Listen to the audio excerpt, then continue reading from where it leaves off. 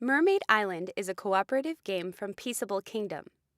Hi, we're going to teach you how to play Mermaid Island. So we're going to put the wands out and then put the witch in the seaweed tangle And the mermaids on the mermaid's place. When you land on one, that means the girls go one step, and if you land on two, the girls go two steps, and if you land on sea witch, the sea witch goes one, which is bad because you want to get to the Mermaid Island before the sea witch does. All three mermaids.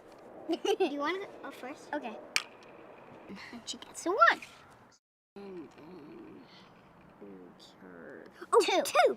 One, two. And then So I cross the bridge.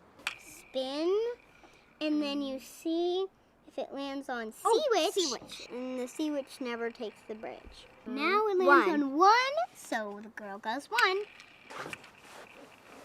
Okay, we get this wand, and the wands can make the sea witch move back. One. Your turn. Oh, yeah. The sea witch. Sorry, she has to go all the way back to the beginning.